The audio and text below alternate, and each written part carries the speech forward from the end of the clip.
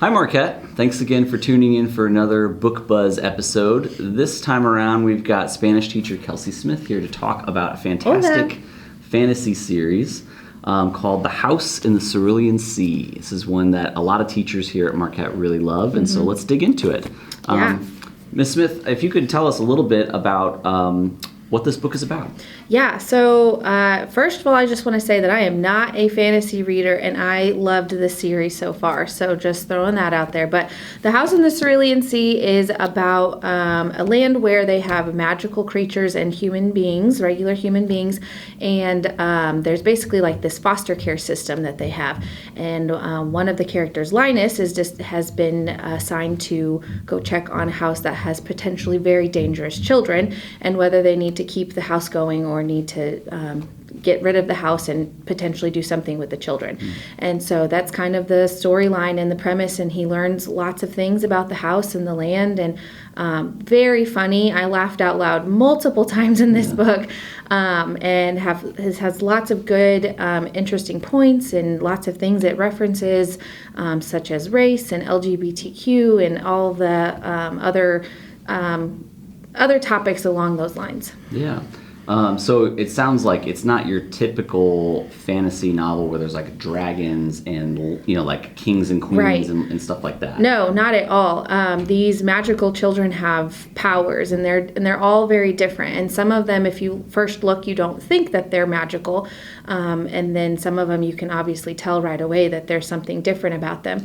But they have all these different gifts and talents that they use, and they're learning how to harness them and learning how to use their gifts and talents for good and not bad. And that it's very, very interesting. Yeah.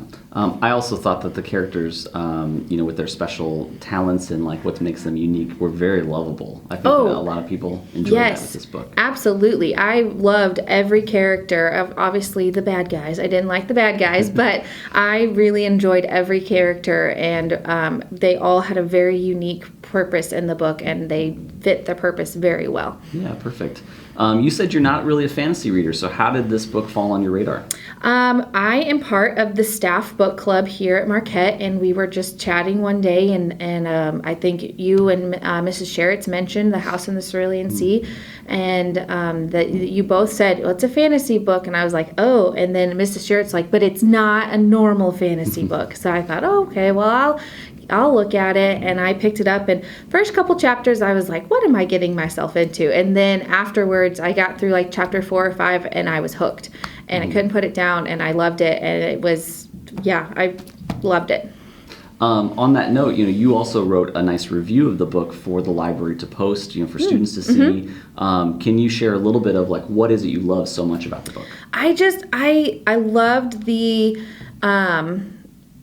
I loved the story. I loved how it was created. Sometimes the chapters were too long, but they didn't feel long.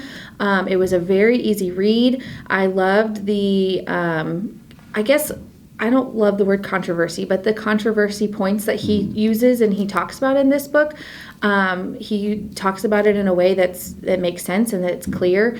And like I said, it's humorous. I really did laugh out loud just at home by myself. I'm reading the book and laughed out loud because there were some really funny points, and really loved it. That's the mark of a good book, if it makes you laugh when you're for sure. by yourself.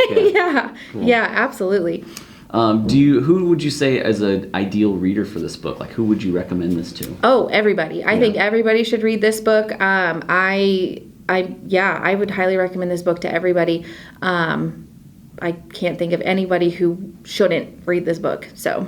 Yeah, lovable characters, humor. Yes. Talks about real world issues in an interesting way. I agree with you. I think it's a winner. Mm-hmm.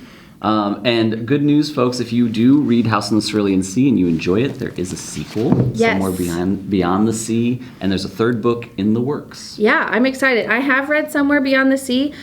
This takes place from a different perspective, a different character, but it's, again, same thing. Real world issues.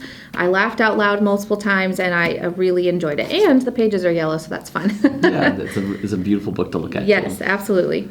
Well, folks, if this sounds interesting, we've got multiple copies of both here in the Marquette Library. Thanks for tuning in. Ms. Smith, thank you so much. Thank you so much. For sharing your review. We hope to see you soon. Yes. Adios.